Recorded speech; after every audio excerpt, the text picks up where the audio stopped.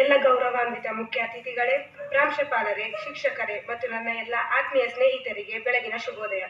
ಇಂದು ನಾವು 78ನೇ ಅಮೃತ ಮಹೋತ್ಸವದ ಸ್ವಾತಂತ್ರ್ಯ ದಿನಾಚರಣೆಯನ್ನು ಆಚರಿಸಲು ಇಲ್ಲಿ ಸೇರಿದ್ದೇವೆ. ಮೊದಲಿಗೆ ನಿಮಗೆಲ್ಲರಿಗೂ 78ನೇ ಸ್ವಾತಂತ್ರ್ಯ ದಿನಾಚರಣೆಯ ಶುಭಾಶಯಗಳು. ಇಂದು ನಾವು ಸಂಭ್ರಮದಿಂದ ಸ್ವಾತಂತ್ರ್ಯ ದಿನಾಚರಣೆಯನ್ನು ಆಚರಿಸುತ್ತಿದ್ದೇವೆ ಎಂದರೆ ಇದರ ಹಿಂದೆ ಸಾಕಷ್ಟು ಜನರ ಬಲಿದಾನವಿದೆ ಎಂಬುದನ್ನು ಮರೆಯುವಂತಿಲ್ಲ. ನಮ್ಮ ರಾಷ್ಟ್ರವು ವಿವಿಧತೆಯಲ್ಲಿ ಏಕತೆಯನ್ನು ಹೊಂದಿರುವ ದೇಶವಾಗಿದೆ. ಭಾರತದಲ್ಲಿ ಸಂಸ್ಕೃತಿ, ಭಾಷೆ ಹಾಗೂ ಧರ್ಮದಲ್ಲಿ ಸಾಕಷ್ಟು ವೈವಿಧ್ಯತೆಯನ್ನು ಕಾಣಬಹುದಾಗಿದೆ. ಆದರೂ ಕೂಡ ನಾವೆಲ್ಲ ಒಂದಾಗಿ ಏಕತೆಯಿಂದ ಭವ್ಯ ಭಾರತದಲ್ಲಿ ಬಾಳುತ್ತಿರುವುದು ನಿಜಕ್ಕೂ ಹೆಮ್ಮೆಯ ವಿಷಯವಾಗಿದೆ. 1947ರಲ್ಲಿ ಬ್ರಿಟಿಷ್ ಆಳ್ವಿಕೆಯಿಂದ ಆಗಸ್ಟ್ 15ರಂದು ಭಾರತವು ಸ್ವಾತಂತ್ರ್ಯ ನಡೆಯಿತು ಎಂದು ನಮಗೆ ತಿಳಿದಿದೆ. ಗುಲಾಮರ ಇತಿಹಾಸ ಮತ್ತು ಪೂರ್ವಜರು ಹೇಗೆ ಕಷ್ಟಪಟ್ಟು ಕೆಲಸ ಮಾಡಿದ್ದಾರೆ ಮತ್ತು ಬ್ರಿಟಿಷರ ಕ್ರೂರ ನಡವಳಿಕೆಯಿಂದ ಬಳಲುತ್ತಿದ್ದರು.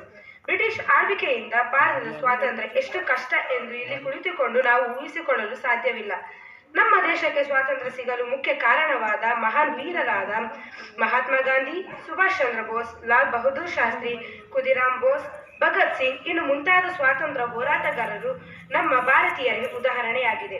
ಸ್ವಾತಂತ್ರ್ಯದ ಹಲವು ವರ್ಷಗಳ ನಂತರ ನಮ್ಮ ದೇಶವು ಅಭಿವೃದ್ಧಿಯ ಸರಿಯಾದ ಹಾದಿಯಲ್ಲಿದೆ. ಭಾರತವು ಈಗಾಗಲೇ ಡಿಜಿಟಲ್ ಇಂಡಿಯಾದತ್ತ ಮುಖ ನೋಡಿದೆ.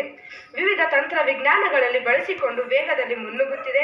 ಇದೇ ರೀತಿ ಭಾರತದ ಸದೃಢಗೊಳಿಸಲು ನಾವೆಲ್ಲರೂ ಕೊಡುಗೆ ನೀಡಬೇಕಾಗಿದೆ. ಶಿಕ್ಷಣ ಹಾಗೂ ಕೌಶಲ್ಯಗಳ ವಿಚಾರದಲ್ಲಿ ನಾವು ಇನ್ನಷ್ಟು ಸಾಧನೆಗಳನ್ನು ಮಾಡಬೇಕಿದೆ. ಏಕತೆ, ಶಾಂತಿ ಹಾಗೂ ಅಭಿವೃದ್ಧಿಯನ್ನು ಸಾಧಿಸಲು ಒಂದಾಗಿ ಪ್ರತಿಜ್ಞೆ ತೋಡೋಣ. ಉಜ್ವಲ ಭಾರತ ನಿರ್ಮಾಣಕ್ಕೆ ನಾವೆಲ್ಲರೂ ಒಂದಾಗೋಣ ಎಂದು ಹೇಳುತ್ತಾ ನನ್ನ ಚಿಕ್ಕ ಭಾಷಣವನ್ನು ಮುಗಿಸುತ್ತಿದ್ದೇನೆ. ಜೈ ಹಿಂದ್, ಜೈ ಭಾರತ ಮಾತೆ.